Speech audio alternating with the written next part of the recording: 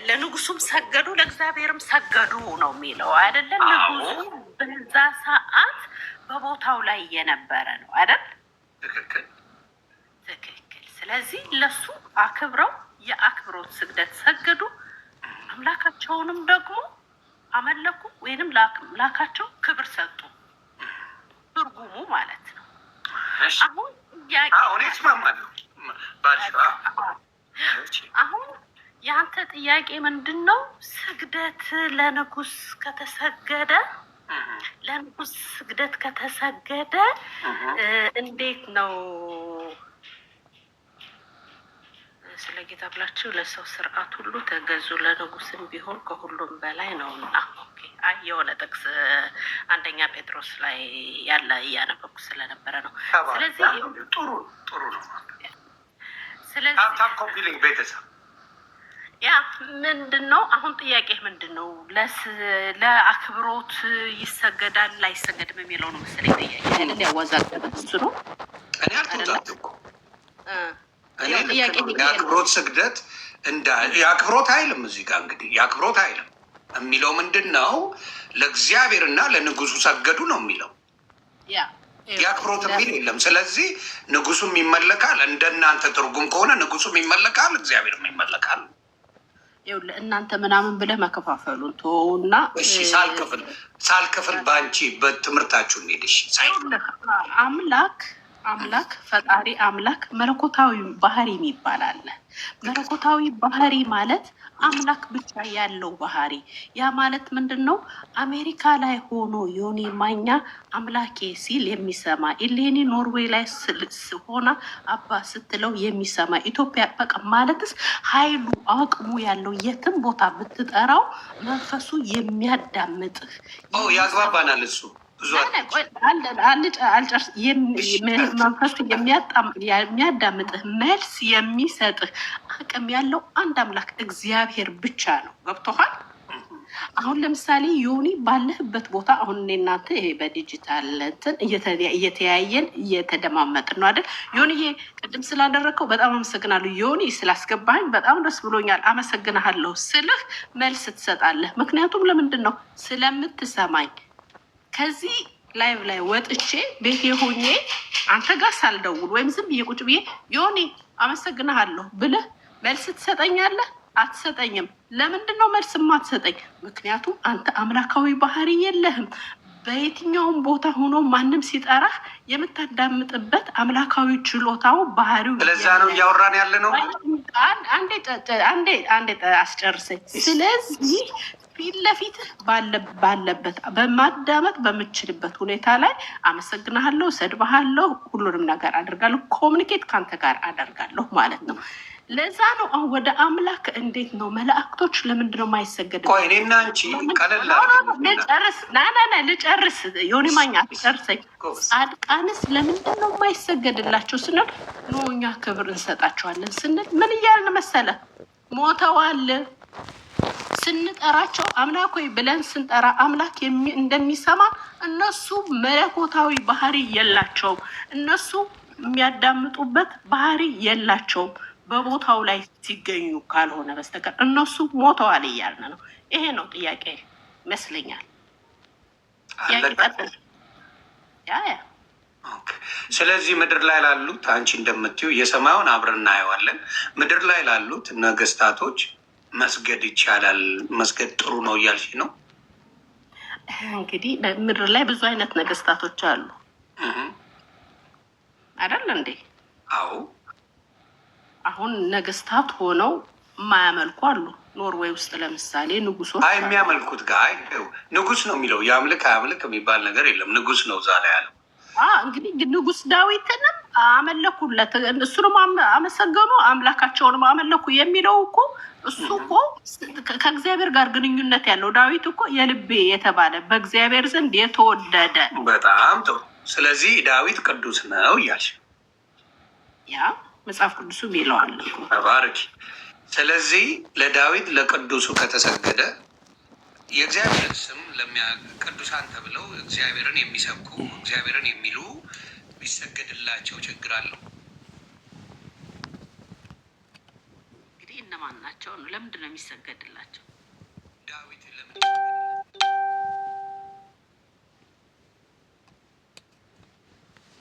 አይሰገድላቸው? ዳዊት ለምን ተሰገደለት? ቆይ ዳዊት ተሰገደለት አለ። ተሰገደለት በዛ ሰዓት ንጉስ ማን ነው? ንጉሱ በዚህ ሰዓት ማን ነው ንጉስ? እሱን አብረን ደርሰን ንጉሱን ቀስ እያልን ንጉስ በዚህ ዘመን ያለ ንጉስ፣ በዚህ ምድር ላይ ያለ ንጉስ ማን ነው? ከእግዚአብሔር ጋር የሚያገናኝ እግዚአብሔርን የሚያስመልክ እግዚአብሔርን ከፍ እንድል የሚያደርግ ማን ነው? እስኪ ስጠኝ፣ ንገረኝ እስኪ ንጉሱን። እሺ ለሌላ አሁን ንጉሱ የተሰገደለት ዳዊት ንጉስ ስለሆነ ነው ወይስ ጻድቅ ስለሆነ? እንዴት ባለቤት የምልኮ ስግደት እና የአክብሮት ስግደት ይለያያል። ተባረክ። እኔ የምምለው እሱን እኮ ነው ብሮ። አምልኮ አይሰግድ ለንጉስ ለአምልካ አትሰግድለትም፣ ግን አክብሮት ንጉስ ስለሆነ መጽሐፍ ቅዱስም ለንጉስና ለሚያዟቸው ሁሉ ተገዙ ስለሚል አክብሮት ስግደት ይሰግዳል። አምልኮ የሚሰገድለት አምላክ ብቻ ነው። የአምልኮ ስግደት ሌላም ይሰግዳለ በኦርቶዶክስ ከአምላክ ብቻ? እኛ ስለ ኦርቶዶክስ አናውቅም። እሺ ካላወቅሽ እኔ ልንገርሽ፣ የኦርቶዶክስ ሰዎችም ለአክብሮት ይሰግዳሉ ብዬ አስባለሁ እንጂ ለአክብሮት በደንብ ይሰግዳሉ። ለምን መሰለሽ? በእግዚአብሔር ዘንድ የእግዚአብሔርን ቃል የሚያስተምሩ በእግዚአብሔር የሆኑ የተቀቡ ሰዎች መቼም የሉም አትይኝም ምድር ላይ። አልበለዚያ ክርስቶስን ልናውቀው አንችልም። ኦፍኮርስ እኔ አሁን ለምሳሌ ፓስተር ቶሎሳን ያገኘኋቸው ጊዜ ይህን ጊዜ ያገኛቸው ነበር ስዊድን። ጉልበታቸው ላይ በወድቅ ደስ ባለኝ። በቃ በሁለት እጄን የጨበጥኳቸው በቃ ሳቅፋቸው ምናምን የሆነ በቃ እንግዲህ ፓስተር ቶሎሳን አይታቸዋል። መልካም ሰው ናቸው። በጣም በጣም ደስ የሚሉ በቃ የእግዚአብሔር ግሬስ ያላቸው ሰው ናቸው። ስለዚህ አሁን ችግሩ ምን መሰለሽ? ትምህርቱን ወጥ አድርገው ለክርስቲያኑ አላስተማሩት። እንደፈለጉ ነው የሚያስተምሩት። ዳት ዘ ቢግስት ፕሮብለም። አሁን ለምሳሌ ክርስቲያን ችግሩ ምንድን ነው? ሰው በፈለገው መንገድ በተረዳው ይሄዳል እንጂ ወጥ በሆነ አሁን ኦርቶዶክስ ጋር ብትሄጂ፣ ሙስሊም ጋር ብትሄጂ ወጥ የሆነ አስተምሮ አላቸው። ገብቶሻል? ወጥ የሆነ አስተምሮ በዛው የሚሄዱበት ብዙ ነገር የሚያስማማቸው አለ ከሚያለያያቸው ይልቅ። እዚህ ደግሞ ስትመጪ የሚያለያይ ትምህርቶች ይበዛሉ። ያውም በክርስቶስ ሆኖ ሌላ ሳይጨምር እንግዲህ ጻድቃን አትጨምሪ፣ መላእክት አትጨምሪ፣ ምንም አትጨምሪ። በክርስቶስ እንኳን መስማማት አልተቻለም። በአንዱ በክርስቶስ that's the biggest problem። በአንዱ በኃያል በሆነው በደሙ በዋጀን በክርስቶስ እንኳን መስማማት አልቻሉም። እኔ በክርስቶስ የማይስማማ አሁን ለምሳሌ መሰረተ ክርስቶስ፣ መካነ ኢየሱስ ምናምን የሚለውን ነው አልተስማማውም የምትለው? of course yes። ችግር ሆነብህ። እሱ ችግር ሆነብህ። ካልተስማማሽ ምን እምነት ለማምለክ ለአንተ ከባድ ሆነ። እሱ እንዴት ነው ቀላል የሚሆነው? አብረሽ ማምለክ ማትችውን ሁለት የተለያዩ ነገሮች ይዘሽ እኩል ነን ብሎ መዋሸቱ ውሸት ይባላል። አንድነት የሌለው ውሸት ነው። አንድነት ከሌለው ውሸት ነው። አብረሽ ልታመልኪ አትችይም። ኢትስ ኢምፖሲብል። ለመውጣት ፈልገህ እንዳይሆን ግድ ለመውጣት ሲሆን ምን የወጣ ነገር እኮ ነው። በፌ እኮ ነው የምታነሺው አይደል እንዴ? የምትፈልጊውን ፒክ ኤንድ ቹዝ አይደል የምታደርጊው? እውነት እንነጋገር። ግን መጽሐፍ ቅዱስ እኮ አለ አይደል እንዴ የሚያስማማን ሁላችን። መጽሐፍ አላስማማማ። እዛ ስትሄጂ አትስማሚበትማ።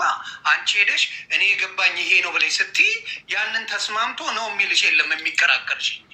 ችግሩ የሆነው ምን መሰለሽ? ሁሉም በየፊናው አዋቂ በዛ። አንድነት የሚለው ነገር የለም። አንድነት ከሌለ ደግሞ ክርስቶስ የለም። ተባረክልኝ። አንድነት መኖር አለበት። ይሄ አሁን ምን መሰለሽ? መካነ ኢየሱስ፣ ሙሉ ወንጌል፣ ሌሎችም ተደርጎ አንድ ላይ ቁጭ ብለው እውነት ለመናገር ክርስትናን አብረው ተደርገው መነጋገር አለባቸው። ይሄ ነገር አንድነት አምጥቶ በአንድ ላይ ክርስቶስን እንዲያመልኩ መደረግ አለበት። የተለያዩበትን ነገር በመጽሐፍ ቅዱስ ቁጭ ብለው ካልተነጋገሩ ምን ይሆናል? ሰው ግራ ይጋባል። ምዕመናኑን ታጫለሽ። ይሄ ደግሞ እውነተኛ ነገር ነው የምናገረው። ገባሽ? በአንድነት ካልተመለከ ምኑ ነው አንድነቱ? በአንድነት ማምለክ ማቺ ጥያቄ ምልክት እያለሽ ውስጥሽ እንደተለያዩ እያወቀ ራስሽን እኮ ነው የምታታየው። በንጹህ ልብሽ ለማምለክ የምትዘጋጅበት ነገር አይደለም። ስለዚህ ሙሉ የወንጌላውያን ማህበር ቁጭ ብለው ምንድን ነው ልዩነታችን? እዚህ ጋር ልዩነት አለ። እስቲ በመጽሐፍ ቅዱስ ይህንን አጣቅሰን በዚህ ነገር ላይ አንድ ላይ ዲሲሽን እናምጣ የሚለው ነገር ለምን ከበዳቸው? ይህን ያህል ዘመን ሲኖሩ ከ50 ዓመት በላይ አላቸው። ለምን አቃታቸው? በሙስሊሙ ችግር የለም ኢትዮጵያ ውስጥ፣ በኦርቶዶክሱ ችግር የለም፣ በካቶሊኩ ችግር የለም። ለምን በክርስቲያኖች ውስጥ ይሄ ሁላ እያለ እንዴት አንድ መሆን ተሳናቸው? እስቲ መልሽልኝ አንቺ በምታውቂ። ምን አለ መሰለህ የመዳብ ኮፒ የለውም። መዳብ ኮፒ የለም። የምን መዳብ ወይንም መዳብ ወይም ቆርቆሮ ወይንም ደግሞ ይሄ ምን ልበልህ ብር ልበልህ የብር ኮፒ የለውም። ይሄ ኦሪጂናል ነው ኮፒ ነው ምናምን ተብሎ ወይ አለ። የብር ኮፒ ብዙ አለ። ኦኬ የመዳብ ግን የለውም። የመዳብም አለው ኃይለኛ ኮፒ ያመጣል። ይሰሩታል። ምሳሌ ካልሆነማ ጥሩ ምሳሌ ንገሪኝና የሚያስማማኝን ልስማማሽ። ዝም ብዬ አልስማማም። ለበዓሉ ድምቀት በምንም አይነት ነገር ይሄ ዘመን ኮፒ አለው። ለምሳሌ እዚህ ጋር ያለውን ዮኒ ማኛ የተናገረው ኮፒ አድርገውት ዩቲዩብ ላይ እየሸቀሉበት ነው። ኮፒ አለው። እኔ ነኝ የተናገርኩ። እኔና አንቺ ነው ስለሚያተርፍ ስለሚያዋጣ። ግን ልነግርሽ የምፈልገው አንድ ነገር አለ። ለምሳሌ ጻድቃን በስጋ ብቻ ነው የተያዙት ወይስ ጻድቅ ነው ሁልጊዜ? ስጋ እኮ ይሄ ዝም ብሎ የሚበሰብስ ነገር ነው። መንፈሳችን መቼም አይሞትም። ኢደር በሲኦል ይቃጠላል ወይ ከጌታ ጋር ይሆናል። ዳትስ ዘ አንሰር ራይት። ስጋው ይበሰብሳል እንጂ ከዛ ውጭ ያለው ነፍሳችን ዘላለማዊ ነው። ወይም ሲኦል ገብቶ ይንቀለቀላል ወይ በክርስቶስ ይኖራል። ስለዚህ ስጋው አይደለም ዋናው ማንነታችን፣ ነፍሳችን። ስለዚህ ጻድቅ መቼም ጻድቅ ሆኖ ነው የሚቀጥለው። ስለዚህ አይቋረጥም ላይፉ ማለት ነው። ግን ጨርሰኝ የጠየከኝን ለምንድን ነው የእናንተ መከፋፈል የበዛው? የእናንተ ለምንድን ነው እንትን የበዛው? የዚህኛው ቀን አንድነት ነው ለሚለው ጥያቄ ስመልስ ቅድም እንዳልኩ መዳብ ኮፒ የለውም። ወርቅን የሚመስል ግን በብዛት በተለያየ ቅርጽ በጆሮ ጌጥ በምናምን በተለያየ ኮፒ የተሰራ አለ። ምክንያቱም ምንድን ነው ወርቅ ውድ ስለሆነ የእኛ ሃይማኖትም ጣጣ የበዛበት እኛ ውስጥ ወርቅ ስለን እውነተኛው ነገር እዛ እኛ ውስጥ ስላለ ክርስቶስ እኛ ጋር ስላለ ሁሌ በቃ ምንድን ነው ጠላት የሚፈልገው ሁሌ እንዳንድን ነው አይደል? ጠላት የሚፈልገው እኮ ንብረታችን ምናችን ምንም ነገር አይደለም የሚፈልገው። አጋንንት ጠላት የሚፈልገው ልልይ በ15ኛው ክፍለ ዘመን መጥተሽ እኛ ወርቅ ስለሆንን ነው ትያለሽ። ትንሽ አይከብድ? ነገ ነው እኮ ሐሰተኛ ነቢያት የበዙት፣ ሌቦች የበዙት። ኦርቶዶክስ ሐሰተኛ ነቢያት አለ የለም። ክላሽ አያደርግም ትንሽ ለባህል ድምቀት ራሱ ከምር ነው። በእውነት እውነቴን ነው የምልህ።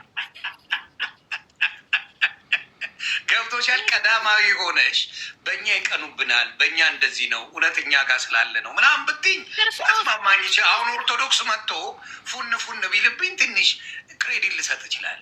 ሁሉም ሃይማኖት ከተፈጠረ በኋላ ሁሉ ነገር ከሆነ በኋላ ፊገራው ከተደረገ በኋላ መጥተሽ የእኛ ወርቅ ስለሆነ ነው ማለት መጨረሻ ላይ እኛ ከተወለድን በኋላ የመጣ ሃይማኖት ነው ኢትዮጵያ ላይ። አሁን እኛ በአንቺና በእኔ እድሜ ነው የመጣው ይህ ሃይማኖት። ምንድን ነው መዳን የምትይ?